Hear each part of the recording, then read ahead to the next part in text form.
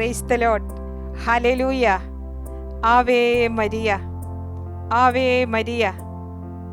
ഫെബ്രുവരി 2 സമർപ്പിത ദിനം. ഈശോയെ ദേവാലയത്തിൽ സമർപ്പിച്ചതിൻ്റെ ഓർമ്മ ദിനം. വളരെ വളരെ സന്തോഷത്തോടു കൂടെയാണ് ഈ സമർപ്പിത ദിനത്തിൽ കർമ്മല സഭയുടെ വിശുദ്ധ വസ്ത്രം ധരിച്ച് ഈ ഒരു ശുശ്രൂഷ ചെയ്യുവാൻ ദൈവം അയോഗ്യയായി എനിക്ക് തന്ന എല്ലാ യോഗ്യതകളെ ഓർത്ത് നന്ദി പറഞ്ഞ് ഞാൻ അവിടുത്തെ സവിധത്തിലായിരിക്കുന്നു. ഞാൻ ചവിട്ടി നിൽക്കുന്നത് ഒരു റെഡ് കാർപ്പറ്റിലല്ല, 2 ചെരുപ്പുകളിലുമല്ല, എൻ്റെ ദൈവത്തിൻ്റെ സ്നേഹത്തിലാണ്. ദൈവസന്നിധിയിൽ ശുശ്രൂഷ ചെയ്യുവാൻ ദൈവം തന്ന മഹത്തായ ദൈവവിളി. വിശുദ്ധ ചാവറ പിതാവ് പറയുന്നില്ലേ, എൻ്റെ തമ്പുരാൻ്റെയും കർത്താവിൻ്റെയും മണവാട്ടികളായ മഹാരാജ സ്ത്രീകളെ, നിങ്ങൾ കരേറിയിരിക്കുന്ന അന്തസ് എത്ര ഉയരപ്പെട്ടതും എത്ര സ്തുതിക്കപ്പെട്ടതുമാണ്. ഒരു ലോക മണവാളന് തൻ്റെ മണവാട്ടിയെ പ്രസാദിപ്പിക്കുവാൻ സാധിക്കുമെങ്കിൽ മോക്ഷരാജാവിൻ്റെ മണവാട്ടിമാരായ നിങ്ങൾക്ക് നിങ്ങളുടെ അകത്തും നിങ്ങളുടെ പുറത്തും എന്താണ് ആവശ്യമെന്ന് അന്വേഷിച്ചറിഞ്ഞ് അത് നിറവേറ്റി തരുവാൻ സാധിക്കും. ഒരായുസ് മുഴുവൻ ദൈവമേ അങ്ങേക്കും അങ്ങേ ജനത്തിനും വേണ്ടി എന്ന് ഏറ്റുപറഞ്ഞ് ഈശോയ്ക്കൊരു ജന്മം മുഴുവൻ തീരെഴുതി കൊടുക്കുവാൻ കിട്ടിയ മഹാഭാഗ്യം. ഹാ ദൈവമേ, എത്ര മനോജ്ഞം, എത്ര ശ്രേഷ്ഠം, എത്ര മഹത്തരം ഈ ദൈവമനുഷ്യ സ്നേഹഗീത. എത്രയോ ആളുകളുടെ കണ്ണുനീരൊപ്പാൻ, എത്രയോ തകർന്ന ഹൃദയങ്ങളെ സൗഖ്യപ്പെടുത്തുവാൻ, എത്രയോ പൊട്ടിനുറങ്ങിയ മനസ്സുകൾക്ക് ആനന്ദം പകരുവാൻ സമർപ്പിതരുടെ ജീവിതങ്ങൾക്ക് സാധിച്ചു. പ്രിയപ്പെട്ടവരെ, ഓരോ സമർപ്പിതരും ഒരടുപ്പ് ഉള്ളിൽ സൂക്ഷിക്കുന്നവരാണ്. കനല് കെടാത്ത ഒരടുപ്പ് ഹൃദയത്തിൽ സൂക്ഷിക്കുന്നവർ, തീയെരിയുന്ന ഒരടുപ്പ് ഹൃദയത്തിൽ സൂക്ഷിക്കുന്നവർ. അതേ സമർപ്പിതരുടെ മുഖത്തേക്ക് നോക്കിയാൽ മറ്റൊരു പരസ്യങ്ങളും ഇല്ലെങ്കിലും നമുക്കറിയാം അവർ സമർപ്പിതരാണെന്ന്.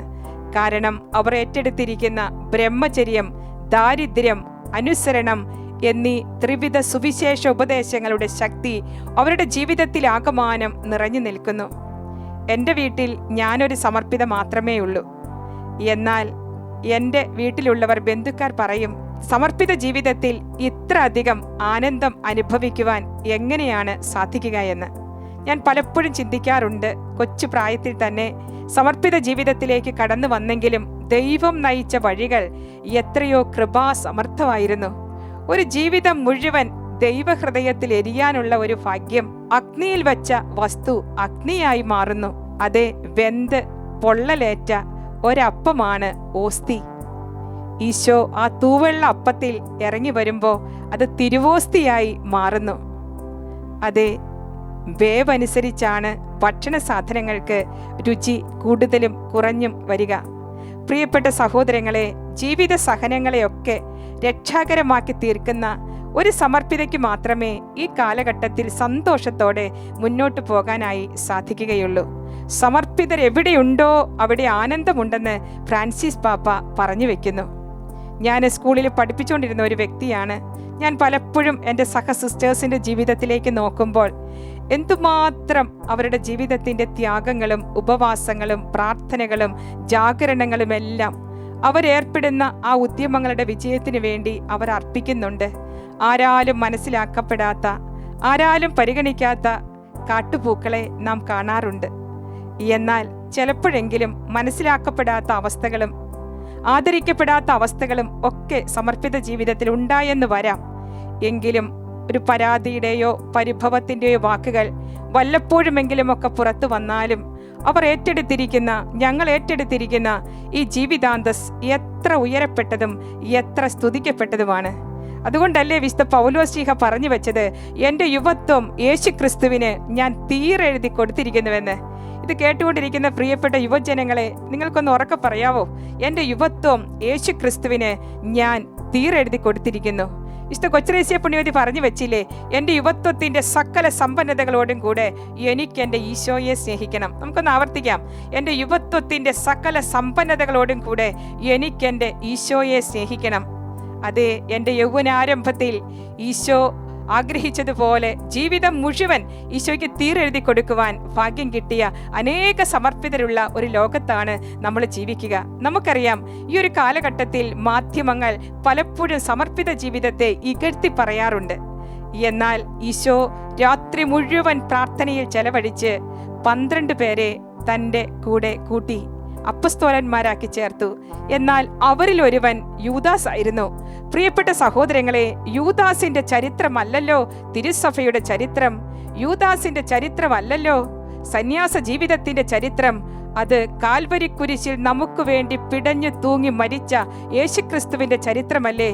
രക്തസാക്ഷിത്വത്തോളം വില കൊടുത്ത് വിശ്വാസം ജീവിച്ച പ്രിയപ്പെട്ട സമർപ്പിതരുടെ ചരിത്രമല്ലേ അത്? പ്രാണനോളം ആത്മരക്ഷയ്ക്ക് വേണ്ടി വില കൊടുക്കുന്ന പതിറ്റാണ്ടുകൾ പവിത്രതയോടെ ജീവിച്ച എത്രയെത്ര സമർപ്പിതരുള്ള ഈ ഒരു കാലഘട്ടത്തിലാണ് നാം ജീവിച്ചിരിക്കുക. യൂട്യൂബിലൂടെയും ഫേസ്ബുക്കിലൂടെയും ഒക്കെ കാണുന്ന പറയപ്പെടുന്ന സന്യാസ ജീവിതത്തെ ഇകഴ്ത്തുന്ന 2-3 പേരാണോ യഥാർത്ഥത്തിൽ സന്യാസ ജീവിതം നയിക്കുന്നവർ? സഹോദരങ്ങളെ, നമുക്കൊന്ന് ചിന്തിക്കാം. യഥാർത്ഥത്തിൽ സമർപ്പിത ജീവിതത്തിന്റെ മർമ്മം അതെന്താണ്? അത് യേശുക്രിസ്തുവിനോടുള്ള വ്യക്തിപരമായ സ്നേഹമല്ലേ? ശരിക്കും വിളി ആരംഭിക്കുന്നത് എവിടെയാ? ഞാൻ ഈ ഇരിക്കുന്ന സമർപ്പിതരോട് ചോദിച്ചാൽ അവർ പറയും, ചെറുപ്പത്തിലൊന്നും ഞങ്ങൾക്ക് ഇഷ്ടപ്പെട്ടൊന്നും ഇല്ലായിരുന്നു, ക്യാമ്പിന് വന്നപ്പോൾ ഇങ്ങനെ സന്യാസത്തിലേക്ക് വന്നെന്നൊക്കെ ഒന്ന് തോന്നി, പിന്നെ ഒരു തീരുമാനമെടുത്തു വന്നു, ചിലപ്പോൾ തിരിച്ചു പോകണമെന്നൊക്കെ തോന്നി, എങ്കിലും പിടിച്ചു നിന്നു എന്ന് പറയും. പ്രിയപ്പെട്ടവരെ, മാതാവിൻ്റെ ഉദരത്തിൽ നിനക്ക് രൂപം ലഭിക്കുന്നതിന് മുൻപേ ഞാൻ നിന്നെ അറിഞ്ഞു, ജനിക്കുന്നതിന് മുൻപേ ഞാൻ നിന്നെ വിശുദ്ധീകരിച്ചു, ജനതകൾക്ക് പ്രവാചകനായി ഞാൻ നിന്നെ അവരോധിച്ചു. ജെറമിയ പ്രവാചകന്റെ പുസ്തകം 1-ാം അധ്യായം 5 മുതലുള്ള തിരുവചനങ്ങൾ. അതെ, ലോകസ്ഥാപനത്തിന് മുൻപ് തന്നെ ദൈവത്തിന്റെ വിളിയും തെരഞ്ഞെടുപ്പും ലഭിച്ചവരാണ് നാം ഓരോരുത്തരും. നമ്മളോർക്കും നമ്മൾ ഇഷ്ടപ്പെട്ടത് കൊണ്ട്, ആ സിസ്റ്റർ ഒക്കേഷൻ ക്യാമ്പിന് വേണ്ടി എന്നെ വിളിച്ചതുകൊണ്ട്, അതുകൊണ്ടൊക്കെ ഞാൻ വന്നേന്നാണ് ഞാൻ പലപ്പോഴും ചിന്തിക്കുന്നത്. എന്നാൽ സന്യാസ ജീവിതത്തിൻ്റെ 25 ആണ്ടുകൾ, 1/4 നൂറ്റാണ്ട് പൂർത്തീകരിച്ചപ്പോൾ എനിക്ക് മനസ്സിലായി, ദൈവമാണ് എൻ്റെ ദൈവവിളിയുടെ തുടക്കക്കാരനെന്ന്.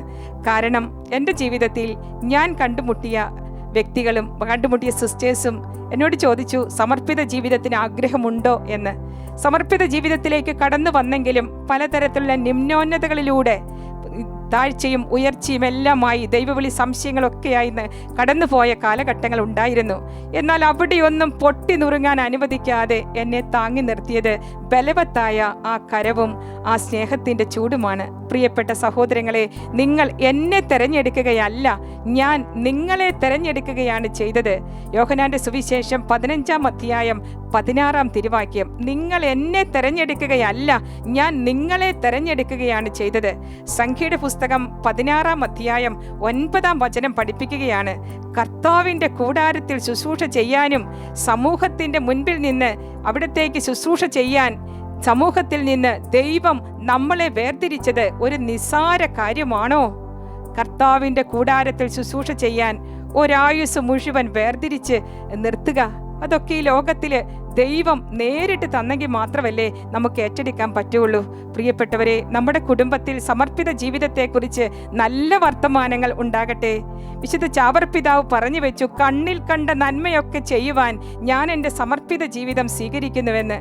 അതേ, വിശുദ്ധ കൊച്ചുത്രേസ്യ പുണ്യവതി പറഞ്ഞില്ലേ, നിഴലുകൾ കടന്നു പോകുന്നു ചേച്ചി, ലോകത്തിന്റെ രൂപവും ഭാവവും എല്ലാം മാറി മറിയുന്നു, എന്നാൽ നമുക്ക് ധൃതിപ്പെട്ടോടാം, നമുക്ക് ആത്മാക്കളെ രക്ഷിക്കാം, സ്ഫടികത്തേക്കാൾ നിർമ്മലരായിരിക്കേണ്ടവർക്ക് വേണ്ടി നമുക്ക് പ്രത്യേകം പ്രാർത്ഥിക്കാം.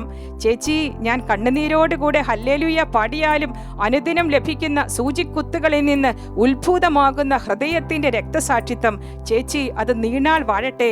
സമർപ്പിത ജീവിതത്തിന്റെ എല്ലാ അസ്വസ്ഥതകളും നല്ല ഈശോയോടുള്ള സ്നേഹത്തെ പ്രതി നമുക്ക് ഏറ്റെടുത്ത് ആത്മാക്കളുടെ രക്ഷയ്ക്ക് വേണ്ടി പൂക്കളായിട്ട് വിതറാം. നമുക്ക് പരിശുദ്ധ അമ്മയുടെ കന്യകാ വസ്ത്രത്തിന്റെ തിരുനിഴലിൽ ഒളിച്ചിരുന്ന് അനുദിനം സ്വന്തം ആശാപാശങ്ങൾക്കെതിരെ യുദ്ധം ചെയ്ത് ഈ സമർപ്പിത ജീവിതത്തെ നമുക്ക് വിജയിപ്പിക്കണം. എത്ര മനോജ്ഞമായ വാക്കുകളല്ലേ!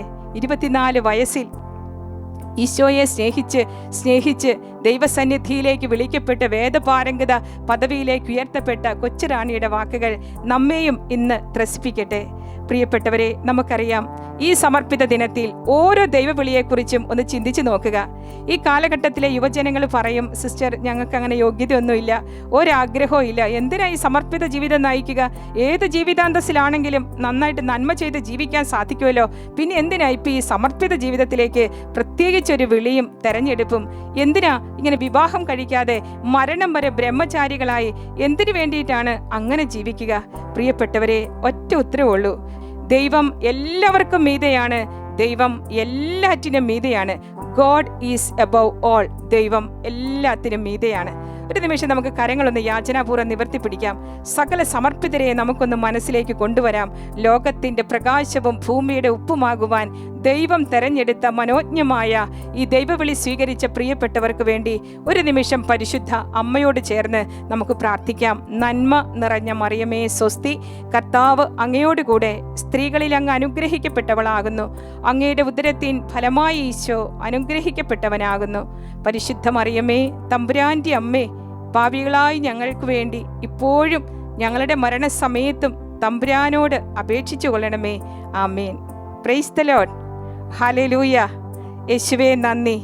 പ്രിയപ്പെട്ടവരെ, ഞാൻ ഓർക്കുന്നു, ഞങ്ങളിട്ടിരിക്കുന്ന ഈ തിരുവസ്ത്രം, അത് ഒരുപക്ഷെ നിങ്ങൾക്ക് കണ്ടാൽ ഇതൊരു കറുത്ത തുണി അല്ലേ, 1 മീറ്റർ ഒരു തുണിയാന്നൊക്കെ ആയിരിക്കും തോന്നുകയുള്ളൂ, അല്ലെങ്കിൽ ഒരു 5-6 മീറ്റർ ഒരു വെളുത്ത ഉടുപ്പ്, അങ്ങനെയൊക്കെ ആയിരിക്കും തോന്നുകയുള്ളൂ. എന്നാൽ ഞങ്ങൾക്കത് വിലമതിക്കാനാവാത്ത ദൈവത്തിൻ്റെ വലിയൊരു കരുണയാൽ ഞങ്ങൾക്ക് ലഭിച്ച ഒരു തിരുവസ്ത്രമാണിത്. ഞാൻ ഓർക്കുകയാണ്, ജപ്പാനിൽ വിശുദ്ധ തെക്ല വലിയൊരു അഗ്നിപർവ്വതം ഇങ്ങനെ പൊട്ടി വരികയാണ്. അപ്പോൾ തെക്ല പുണ്യവതി തൻ്റെ ശിരോവസ്ത്രം ഊരി, എന്നിട്ട് അവൾ ഈശോയോട് ഉറക്കെ പറയുകയാണ്, എൻ്റെ ഈശോയെ, നീ എന്നെ അണിയിച്ച ഈ ശിരോവസ്ത്രം, നീ എന്നെ എത്ര കൊടുങ്കാറ്റുകളിൽ നിന്നും പേമാരിയിൽ നിന്നും എന്നെ കാത്തുരക്ഷിച്ചിട്ടുണ്ട്. എത്രയോ പ്രാവശ്യം നിന്റെ അടുത്ത് ഞാൻ ഓടി വന്നപ്പോൾ നീ എന്നെ സൗഖ്യപ്പെടുത്തിയിട്ടുണ്ട്. നീ എൻ്റെ ജീവൻ കാത്തു സൂക്ഷിച്ചിട്ടുണ്ട്. നീ എന്നെ അണിയിച്ച ഈ ശിരോവസ്ത്രത്തിൻ്റെ മഹത്തായ യോഗ്യതയാൽ ഈശോയെ, ഈ അഗ്നിപർവ്വതം ഈ ജനങ്ങളിലേക്ക് ഒഴുകി അവരെ നശിക്കുവാൻ അവിടെ നിന്ന് അനുവദിക്കരുതേ എന്ന് പറഞ്ഞ് തൻ്റെ ശിരോവസ്ത്രം ഊരി അവൾ ഇങ്ങനെ അന്തരീക്ഷത്തിൽ ഇങ്ങനെ ഉയർത്തിപ്പിടിച്ചു. പ്രിയപ്പെട്ടവരെ, നൂറ്റാണ്ടുകൾ കഴിഞ്ഞിട്ടും ഇന്നും ജപ്പാനിൽ ആ ഉരുകി വന്ന ലാർവ അവിടെ നിൽക്കുകയാണ്. Hallelujah, hallelujah. യേശുവേ നന്ദി. പ്രിയപ്പെട്ട സഹോദരങ്ങളെ, നിങ്ങളുടെ കുടുംബത്തിൽ നിന്നും ദൈവം ഒരു ദൈവവിളി തന്നിട്ടുണ്ടെങ്കിൽ ദൈവം ആ കുടുംബത്തെ സ്നേഹിച്ചു, ദൈവം ആ കുടുംബത്തെ പരിഗണിച്ചു, ആ മാതാപിതാക്കന്മാരെ ദൈവം അനുഗ്രഹിച്ചു എന്നുള്ളതിൻ്റെ വ്യക്തമായ അടയാളമാണ് കുടുംബത്തിൽ നിന്നും ദൈവം തന്ന ഒരു ദൈവവിളി. ഏതൊരു കുടുംബത്തിലും, ഞങ്ങളുടെ ഇടവകയിൽ ഞങ്ങൾ വാർഡിലൊക്കെ പോകാറുണ്ട്, ഒരു സിസ്റ്റർ അല്ലെങ്കിൽ ഒരു സമർപ്പിതൻ, ഒരു സമർപ്പിത കാല് ചവിട്ടുന്ന കുടുംബം, തിന്മശക്തികൾ അവരവിടെ ചെന്ന് പ്രാർത്ഥിച്ചില്ലെങ്കിൽ പോലും ബ്രഹ്മചാരി, ആജീവനാന്ത ബ്രഹ്മചാര്യം വരിച്ച് വ്രതത്രയങ്ങളിലൂടെ ആത്മാർപ്പണം ചെയ്ത് നിരന്തരം ഈശോ വസിക്കുന്ന സക്രാരിക്കരികിൽ പാർക്കുന്ന ഒരു സമർപ്പിതൻ, ഒരു സമർപ്പിത ഒരു കുടുംബത്തിൽ കാല് ചവിട്ടിയാൽ തിന്മശക്തികൾ, അന്ധകാരങ്ങൾ, പൈശാചിക മേഖലകൾ ആ കുടുംബത്തിൽ നിന്നും വിട്ടുമാറും. നിങ്ങൾ പരീക്ഷിച്ച് നോക്കുക. നിങ്ങൾ വിശ്വാസത്തോടുകൂടെ നിങ്ങളുടെ ഏതെങ്കിലും ഒരു സമർപ്പിതരെ നിങ്ങളുടെ വീട്ടിൽ വിളിച്ച് ഒന്ന് പ്രാർത്ഥിപ്പിച്ച് ദൈവകരുണ എത്ര അധികമായ കുടുംബത്തിലേക്ക് ഇറങ്ങും. കാരണം സമർപ്പിത ജീവിതം ദൈവം ഹൃദയത്തിൽ വെച്ച ജീവിതമാണ്. ദൈവത്തിൻ്റെ ഹൃദയ സ്പന്ദനങ്ങൾ അറിയുന്ന ഒരു ജീവിതമാണ്. ഞാൻ ഒരിക്കൽ എൻ്റെ അമ്മയുടെ അനുജത്തിമാർ 3 പേര് സിസ്റ്റേഴ്സ് ഉണ്ട്. അപ്പോൾ എൻ്റെ അമ്മ ആൻറ്റിമാരെ വീട്ടിൽ വരുന്ന ദിവസം വലിയൊരു ആഘോഷമാണ്. അന്നൊക്കെ അരി ഇടിച്ചു പൊടിച്ചാണ് അപ്പമൊക്കെ ഉണ്ടാക്കുക. എൻ്റെ അമ്മ അരി ഇടിച്ചു പൊടിക്കുമ്പോൾ തെള്ളാനായിട്ട് ഞങ്ങളെ വിളിക്കുമായിരുന്നു. എന്നാൽ ആൻറ്റിമാർക്ക് കൊടുക്കാനുള്ള അപ്പം ഉണ്ടാക്കുന്ന ദിവസം അവിടെ ഒരു ബാരിക്കേഡ് പോലെ കുറച്ച് മടക്കല കൊണ്ടുവന്ന് വെക്കും. അപ്പനെ കൊണ്ട് മാത്രമേ ആ അരി തെളിക്കത്തുള്ളൂ. കാരണം ആൻറ്റിമാർക്ക് കൊടുക്കാനുള്ളത്, സിസ്റ്റേഴ്സിന് കൊടുക്കാനുള്ളത് ദൈവത്തിന് കൊടുക്കുന്നത് പോലെ അത്ര മാധുര്യത്തോടു കൂടെയാണ് കൊടുത്തിരുന്നത്. മാത്രമല്ല, അവർക്ക് ആഹാരം കൊണ്ടുവച്ച് ഒരു ദിവസം ഞാൻ നോക്കുമ്പോൾ കാണുന്ന കാഴ്ച, എൻ്റെ അപ്പൻ്റെ നല്ല തേച്ച് വെച്ചിരിക്കുന്ന ഡബിള് അങ്ങനെ വിരിച്ചിട്ടിട്ട് അതിൻ്റെ മുകളിൽ ആൻറ്റിമാർക്ക് കൊടുക്കാനുള്ള ഭക്ഷണമൊക്കെ എൻ്റെ അമ്മ കൊണ്ടുവന്ന് വെച്ചിരിക്കുക. എനിക്ക് അപ്പോഴും ദേഷ്യം വന്നു. ഈ ചാറൊക്കെ ചാടി അല്ലെങ്കിൽ ഭക്ഷണമൊക്കെ ചാടി അത് മോശമാകില്ലേ? എൻ്റെ അമ്മയോട് ഞാൻ ചോദിച്ചു, അമ്മയുടെ വയറ്റിലുണ്ടായവരല്ലേ അവരെന്തിനാ ഇതുപോലെ ബഹുമാനിക്കുന്നത്? എൻ്റെ കുഞ്ഞി കയ്യെ പിടിച്ചിട്ട് എൻ്റെ അമ്മ പറഞ്ഞു, എൻ്റെ മാനെ, അവരെൻ്റെ അമ്മയുടെ വയറ്റിലുണ്ടായത് തന്നെയാ. പക്ഷേ എടി, അവർ നമ്മളെപ്പോലെ പാപികളല്ല മാനെ. അവർ ഈശോയുടെ ചങ്കിൻ്റെ ചൂട് എല്ലാ ദിവസവും അറിയുന്നവരാ, ഈശോയുടെ വീട്ടിൽ പാർക്കുന്നവരാ. അവരെ ബഹുമാനിക്കുന്നത് ദൈവത്തെ ബഹുമാനിക്കുന്നത് പോലെയാണ്. 7ാം ക്ലാസ്സിൽ പഠിക്കുന്ന 13 വയസ്സുള്ള എനിക്ക് അന്നൊന്നും മനസ്സിലായില്ല. എങ്കിലും എൻ്റെ മനസ്സിൽ എൻ്റെ അമ്മ പറഞ്ഞ ആ വാക്കുകൾ ഇങ്ങനെ എപ്പോഴും ഇങ്ങനെ ആവർത്തിച്ചു വന്നു. എടി, അവരെല്ലാ ദിവസവും ഈശോയുടെ ചങ്കിൻ്റെ ചൂടറിഞ്ഞ് ഈശോയുടെ വീട്ടിൽ തന്നെ പാർക്കുന്നവരാണ്. അറിഞ്ഞോ അറിയാതെയോ അമ്മയുടെ ആ വാക്കുകളാകാം കാലാന്തരത്തിൽ ദൈവഭവനത്തിലേക്ക് കടന്നു വന്ന് ആ സ്നേഹം അനുഭവിക്കുവാൻ ദൈവം എന്നെ അനുവദിച്ചു. പ്രിയപ്പെട്ടവരെ, ഉത്തമഗീതത്തിലെ മണവാട്ടി പറയുന്നത് പോലെ, എൻ്റെ പ്രിയൻ അരുണനെ പോലെ തേജസ്സുറ്റവൻ, 10,000-ങ്ങളിൽ അതിശ്രേഷ്ഠൻ, അവൻ്റെ ശിരസ് തനി തങ്കമാണ്, കാക്കക്കറുപ്പുള്ള അവൻ്റെ അളകാവലി തിരമാലയ്ക്ക് തുല്യം, അവൻ്റെ കണ്ണുകൾ ഇണപ്രാവുകളെ പോലെയാണ്, പാലിൽ കുളിച്ച് തൂവലൊതുക്കിയ ഇണപ്രാവുകളെ പോലെ തന്നെ, അവൻ്റെ കവിൾത്തടങ്ങൾ സുഗന്ധദ്രവ്യങ്ങളുടെ തടങ്ങൾ പോലെയാണ്, അവിടെ നിന്നും പരിമളദ്രവം ഇറ്റിറ്റ് വീഴുന്നു, അവൻ്റെ അധരം ലില്ലിപ്പൂക്കളാണ്, അവിടെ നിന്നും നറുംപശദ്രവം ഇറ്റു വീഴുന്നു, അവൻ്റെ മൊഴികൾ അതിമനോഹരമാണ്, അവനെല്ലാം കൊണ്ട് അഭികാമനാണവൻ. ജെറുസലേം പുത്രിമാരെ, ഇതാണ് എൻ്റെ പ്രിയൻ, ഇതാണ് എൻ്റെ തോഴൻ. ഈ ലോകത്തിൽ ഞാൻ കഴിഞ്ഞ നാളുകളിൽ അനേക സ്ഥലങ്ങളിൽ കൂടെ പോകാറുണ്ട്. ഇതിലും സുന്ദരനായ, ഇത്രയും മഹത്വം നിറഞ്ഞ മറ്റൊരു വ്യക്തിയെ കണ്ടുമുട്ടാൻ എനിക്കായിട്ടില്ല. ഉത്തമഗീതത്തിന്റെ പുസ്തകം 5-ാം അധ്യായം പറയുന്നത് പോലെ, അരുണനെ പോലെ തേജസ്സുറ്റ ഒരുവന് ജീവിതം സമർപ്പിക്കുവാൻ ദൈവം തന്ന അനുഗ്രഹവും ആയുസ്സും ഓർത്ത് അവിടത്തേക്ക് നന്ദി പറയുകയാണ്. തിരുസഭാ മാതാവിൻ്റെ കരവും സ്വരവും ഹൃദയവുമാണ് സമർപ്പിത ജീവിതം. സ്വർഗമെന്ന വീടണയാൻ കടലോളം കരുണ ഹൃദയത്തിൽ കാത്തു സൂക്ഷിക്കുന്നവരല്ലേ സമർപ്പിതർ. ഞാനൊരിക്കലൊരു വീട്ടിൽ ചെന്നപ്പോൾ ഞാനൊരു കാഴ്ച കണ്ടു. സമർപ്പിതരായ 2 പേർ ആ വീട്ടിൽ വന്നുപോയി. ആ വീട്ടിലെ മാതാവ് മക്കളോട് പറയുകയാണ് അവർ കഴിച്ചിട്ട് ബാക്കി വെച്ച അവലോസ് പൊടിയുടെ ബാക്കി എടുത്തുകൊണ്ട് വരാൻ. കുട്ടികൾ ഓരോരുത്തരും അവലോസ് പൊടിയുടെ ബാക്കി കുറച്ച് കഴിച്ച് ഇങ്ങനെ എടുത്തുകൊണ്ട് വന്നു. അപ്പോൾ ആ അമ്മ പറയുകയാണ്, മോനെ, സിസ്റ്റർമാർ കഴിച്ചതിൻ്റെ ബാക്കിയാണ്, 2 കൈകൊണ്ടും അത് പിടിച്ചുകൊണ്ട് അടുക്കളയിലേക്ക് കൊണ്ടുവരിക. എന്ത് കുസ്തോതി കൊണ്ടുവരുന്നത് പോലെ അത്ര പ്രാധാന്യത്തോടുകൂടെ സിസ്റ്റർമാർ തൊട്ടതിൻ്റെ കഴിച്ചതിൻ്റെ ബാക്കി. ഇതൊക്കെ കഴിഞ്ഞ കാല ചരിത്രം. പ്രിയപ്പെട്ടവരെ, സന്യാസം കാലഘട്ടങ്ങൾ മുന്നോട്ട് പോയാലും സന്യാസം എന്നും സന്യാസം തന്നെ. കാലഘട്ടങ്ങൾ മാറാം, ചരിത്രങ്ങൾ മാറാം. ഏത് കുതിച്ചു പായുന്ന ശാസ്ത്രയുഗത്തിൽ സ്ഫുടം ചെയ്തെടുത്ത വിശ്വാസ വീക്ഷണത്തോടെ മുന്നോട്ട് പോകണമെങ്കിൽ അടുത്ത തലമുറയ്ക്ക് സമർപ്പിത ജീവിതത്തിൻ്റെ മധുരിമ ഈ കാലഘട്ടത്തിലെ നമ്മൾ ഓരോരുത്തരും പറഞ്ഞു കൊടുക്കണം. സമർപ്പിത ജീവിതം എത്ര മഹത്തരമാണെന്ന് വാക്കുകൾ കൊണ്ട് പറഞ്ഞു കൊടുത്താൽ അത് മതിയാകത്തില്ല. അവർക്ക് അതിനാവശ്യമായ പരിശീലനം, കുടുംബത്തിലുള്ള പ്രാർത്ഥനയുടെ പരിശീലനം, പരിത്യാഗത്തിൻ്റെ പരിശീലനം, ഇതെല്ലാം നമ്മൾ കുടുംബത്തിൽ നിന്ന് തന്നെ കൊടുത്തുകൊണ്ടേയിരിക്കണം. ഞാൻ ഓർക്കുന്നു, ഞാനിങ്ങനെ സ്പിരിച്വൽ ഷെയറിങ്ങിന് വേണ്ടി ആളുകൾ വരാറുണ്ട്, ധാരാളം പേര് വരാറുണ്ട്. അപ്പോൾ ഇങ്ങനെ വരുന്നവർക്ക് പ്രത്യേകിച്ച് സമർപ്പിത ജീവിതത്തിൽ ഇടറി വീഴും എന്ന് വിചാരിച്ച് ആരെങ്കിലുമൊക്കെ ഇങ്ങനെ ബുദ്ധിമുട്ടി വരാറുണ്ട്. പ്രിയപ്പെട്ടവരെ, നാം എല്ലാം വീഴാം. ഈശോ 1-ാം പ്രാവശ്യവും 2-ാം പ്രാവശ്യവും 3-ാം പ്രാവശ്യം വീണു. പക്ഷേ ിന്മേൽ എഴഞ്ഞും ഈശോ നിവർന്നു. അതെ, നമുക്ക് വലിയ മാതൃകയാണത്. ജീവിത പ്രതിസന്ധികളിൽ പച്ച മനുഷ്യരായ നാം വീഴാം. പക്ഷേ നാം വീണാലും എണീക്കാനുള്ള അനേക അവസരങ്ങൾ നമ്മുടെ എല്ലാവരുടെയും ജീവിതത്തിൽ ദൈവം തന്നിട്ടുണ്ട്. പലപ്പോഴും ഇടറി വരുന്ന ഓരോരുത്തർക്കും ഒരു ജപമാല മുട്ടുമേൽ നിന്ന് പ്രാർത്ഥിക്കാൻ, അല്ലെങ്കിൽ ഒരു ചരല് വിരിച്ചിട്ട് ഒരു ജപമാല രാത്രിയിൽ ഒന്ന് പ്രാർത്ഥിക്കാൻ, അങ്ങനെ ഒരു ജപമാലയുടെ ഒരു രഹസ്യം ചെല്ലുമ്പോഴേക്കും ആ പീഡ, ആ തിന്മശക്തി, ആ പ്രലോഭനം എന്നിൽ നിന്നും വിട്ടുപോയി എന്ന് പലരും സാക്ഷ്യപ്പെടുത്തുന്നത് ഞാൻ കേട്ടിട്ടുണ്ട്. പ്രിയപ്പെട്ടവരെ, ഈ സമർപ്പിതർക്ക് വേണ്ടി നമ്മുടെ മുട്ടിലെ തഴമ്പും നമ്മുടെ വിരിച്ച കരങ്ങളുമാണ് ഞങ്ങളുടെ മക്കളായി ഞങ്ങളുടെ ഓരോരുത്തരുടെയും ഭാവിയെ സന്തോഷപ്രദമാക്കി തീർക്കുന്നത്. സഹോദരങ്ങളെ, ഭൂമിയിൽ ദൈവത്തിൻ്റെ മാതൃഭാവമാണല്ലോ ഓരോ സമർപ്പിതരും. എത്രയെത്ര തലമുറകൾക്കാണ്, എത്രയെത്ര കുട്ടികൾക്കാണ് ആശുപത്രി വരുന്നവർക്കും ഫോർമേഷൻ കൊടുക്കുന്നവർക്കും, അല്ലെങ്കിൽ ഫോർമേഷൻ ഹൗസിലേക്ക് കടന്നു വരുന്നവർക്കും, കൗൺസിലിങ്ങിന് വരുന്നവർക്കും, സ്പിരിച്വൽ ഷെയറിങ്ങിന് വരുന്നവർക്കും, എത്രയെത്ര പേർക്കാണ് സമർപ്പിതർ മുഖം നോക്കാതെ, പ്രതിഫലം ഇച്ഛിക്കാതെ തങ്ങളുടെ കയ്യിലെ എണ്ണ പങ്കുവച്ച് അവരെയൊക്കെ വലിയവരാക്കി തീർത്തത്. വെറുതെയല്ല പ്രിയരെ ഈ ഒരു സമർപ്പിത ജീവിതം. ഇത് പാഴായിപ്പോയ ഒരു ജീവിതമല്ല. എന്തിനീ തൈലം പാഴാക്കുന്നുവെന്ന് യൂദാസ് ചോദിച്ചു. അതെ, ഇത് പാഴാക്കുന്ന ഒരു ജീവിതമല്ലിത്. ദൈവം തെരഞ്ഞെടുത്ത സമർപ്പിത ജീവിതം. ആകയാൽ നമുക്ക് വിശുദ്ധ ചാവറപ്പിതാവ് പറയുന്നത് പോലെ ദൈവത്തിൻ്റെ ആ ഒരു സ്നേഹം അനുഭവിക്കുവാൻ, മണ്ണോളം താഴ്ന്ന ദൈവത്തിന് ആരാധനയും സ്തുതി അർപ്പിക്കാൻ നമുക്കെപ്പോഴും ജീവിതത്തിൽ പ്രതിജ്ഞാബദ്ധരാകാം. ഫ്രാൻസിസ് അസീസി പുണ്യവാൻ പറയുന്നത് ഇങ്ങനെയാണ്: എൻ്റെ ദൈവം എൻ്റെ സർവസ്വവും, എൻ്റെ ദൈവം എൻ്റെ സമസ്തവും, എൻ്റെ ദൈവം എൻ്റെ സർവസ്വവും. അതെ, വിശുദ്ധ ക്ലാര പുണ്യവതി പറഞ്ഞു, എൻ്റെ ആത്മമണവാളനായി യേശുക്രിസ്തുവിനെ ഞാൻ സ്വീകരിച്ചിരിക്കുന്നു. ഇനി ലോകത്തിലെ മറ്റൊരുവനെ എനിക്ക് ആവശ്യമില്ല. അവൻ എനിക്ക് സർവസ്വവുമാണ്. ഈ ലോകത്തിൽ നിന്നും മറ്റൊരുവനെ എനിക്ക് ആവശ്യമില്ല.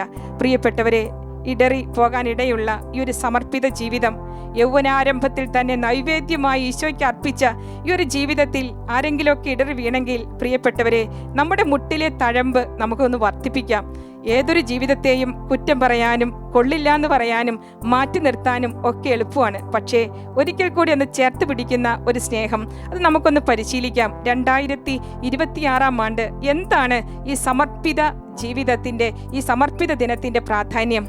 അതെ, ഒന്ന് ചിന്തിച്ചു നോക്കിയാൽ തിരുസഭാരാമത്തിൽ നടപ്പെട്ട വ്യത്യസ്തങ്ങളായ സമർപ്പിത ജീവിതങ്ങളുണ്ട്. വ്യത്യസ്ത കോൺഗ്രിഗേഷനിലുള്ളവരുണ്ട്. പ്രിയപ്പെട്ടവരെ, ഏതെങ്കിലും തരത്തിലുള്ള വിഷക്കാറ്റേറ്റ് അല്ലെങ്കിൽ ഏതെങ്കിലും തരത്തിലുള്ള ക്ഷുദ്രജീവികൾ വന്ന് ഏതെങ്കിലും ഇലയും കായും താരും തളിരും ഒക്കെ അവരുടെ പുഴുക്കുത്തേറ്റ് പോയിട്ടുണ്ടെങ്കിൽ അതൊന്ന് പറിച്ചെടുത്ത് പരിശുദ്ധ അമ്മയെ ഒന്ന് റീപ്ലാന്റ് ചെയ്യാൻ നമുക്ക് മധ്യസ്ഥം വഹിച്ച് ഈ നാളുകളിൽ പ്രാർത്ഥിക്കാം. പ്രിയപ്പെട്ടവരെ, അൾത്താരയിൽ ഒപ്പുവെച്ച ജീവിതമല്ലേ സമർപ്പിത ജീവിതം? ഒരു ആയുസിൽ ഇതിൽ പരം മറ്റെന്താണ് വേണ്ടത്? അൾത്താരയിൽ പടർന്ന് കയറി താരും തളിരും പൂവും കായും ഒക്കെ ആയി ദൈവജനത്തിലേക്ക് ഇറങ്ങുവാൻ ദൈവം ഓരോ സമർപ്പിതരെയും ആഹ്വാനം ചെയ്യുകയാണ്. ആകയാൽ നമുക്ക് കുറച്ചുകൂടെ ആത്മാർത്ഥതയും സ്നേഹവും ഒക്കെ സമർപ്പിതരോട് ഉണ്ടായിരിക്കട്ടെ. ഞാൻ ഓർക്കുന്നു, ലോകത്തോട് അവർ ചോദിക്കുകയാണ്, നിങ്ങൾക്കിപ്പോൾ യഥാർത്ഥത്തിൽ എന്താണ് പ്രശ്നം? നിങ്ങളുടെ പ്രത്യാശ എവിടെ പോയിരിക്കുന്നു? സഹോദരങ്ങളെ, ലോകത്തിൻ്റെ ഉപ്പായി തീരുവാൻ, ഭൂമിയുടെ പ്രകാശമായി തീരുവാൻ തെരഞ്ഞെടുത്ത സമർപ്പിതർ ലോകത്തെ കുറച്ചുകൂടെ പ്രത്യാശയിൽ ഉയർത്തി നിർത്തുവാൻ പരിശ്രമിക്കുന്നവരാണ്.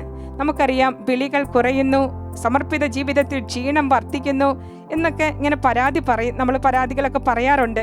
വിശുദ്ധ ജോൺ പോൾ പാപ്പ പറഞ്ഞു വെച്ചു, സന്യാസ ജീവിതം അവസാനിക്കുന്നില്ല, അത് പുതുക്കപ്പെടുകയാണ്. നമുക്കൊന്ന് ഒരുമിച്ച് പറയാം, സന്യാസ ജീവിതം അവസാനിക്കുന്നില്ല, അത് പുതുക്കപ്പെടുകയാണ്. ഇന്നും ദൈവം വിളിക്കുന്നു. ഒരവശിഷ്ട ഭാഗത്തെ ദൈവം ഇന്നും മാറ്റി നിർത്തിയിട്ടുണ്ട്. ഞാൻ ഓർക്കുകയാണ്, സന്യാസം ഒരിക്കലും ഒരു നഷ്ടമല്ല. ദൈവത്തിന്റെ സ്നേഹത്തിൽ മുഴുവനായി പ്രതിഷ്ഠിക്കാൻ കിട്ടിയ ഒരു മഹാഭാഗ്യമാണത്. ഫ്രാൻസിസ് പാപ്പ പറഞ്ഞു വെച്ചു, സന്യാസികൾ സന്തോഷമുള്ളവരായിരിക്കണം, കാരണം അവർ ദൈവത്തിന്റെ സ്വന്തമാണ്. ദൈവത്തിന്റെ സ്വന്തമാണ് നാം എല്ലാവരും. മനുഷ്യന് വേണ്ടി എന്നതുപോലെ അല്ല, ദൈവത്തിന് വേണ്ടി എന്നതുപോലെ എഫേസൂസ് ലേഖനം 6-ാം അധ്യായം 7-ാം വചനം പറയുന്നത് പോലെ നമുക്ക് ശുശ്രൂഷ ചെയ്യാം. ഹഗ്ഗായി പ്രവചനം 2-ാം അധ്യായം 6-7 വചനം പഠിപ്പിക്കുന്നു, അല്പസമയത്തിനുള്ളിൽ വീണ്ടും ഞാൻ ആകാശവും ഭൂമിയും കരയും കടലും ഇളക്കും, എല്ലാ ജനതകളെയും ഞാൻ കുലുക്കും, എല്ലാ ജനതകളുടെയും അമൂല്യ നിധികൾ ഇങ്ങോട്ടേക്ക് വരും, ഈ ആലയം ഞാൻ മഹത്വപൂർണമാക്കും, ഈ ആലയത്തിന്റെ പൂർവ്വ മഹത്വത്തേക്കാൾ ഉന്നതമായിരിക്കും വരാൻ പോകുന്ന മഹത്വം. തിരുസഭാഗാത്രത്തെ പടുത്തുയർത്താൻ വേണ്ടി ദൈവം വിളിച്ച ഓരോ വിളിയും അതിശ്രേഷ്ഠതരമാണ്. തിരുസഭാഗാത്രത്തിന്റെ ഏത് മുക്കിലും മൂലയിലും ദൈവജനത്തെ പടുത്തുയർത്തുവാൻ, അവശരെ ദൈവസന്നിധിയിലേക്ക് കൊണ്ടുവരുവാൻ, പൊട്ടിനുറുങ്ങിയ മനസ്സുകളിൽ ആശ്വാസത്തിന്റെ ലേപനം പുരട്ടുവാൻ, നീയും പോയി അതുപോലെ ചെയ്യുക എന്ന വചനത്തിന് ജീവിതം കൊണ്ട് സാക്ഷ്യം വഹിക്കുവാൻ ഓരോ സമർപ്പിതരും ഈ സമർപ്പിത ദിനത്തിൽ കൂടുതൽ പ്രതിജ്ഞാബദ്ധരാകട്ടെ. ദൈവകരുണ നമ്മിലേക്ക് ഒഴുക്കുവാൻ നമുക്ക് പ്രാർത്ഥിക്കാം. പ്രിയപ്പെട്ടവരെ, ഫ്രാൻസിസ് പാപ്പ പറഞ്ഞതുപോലെ ദൈവം ആദ്യം നമ്മളെ സ്നേഹിച്ചു. അതിനാൽ അതിനുള്ള മറുപടിയാണ് സമർപ്പിത ജീവിതം.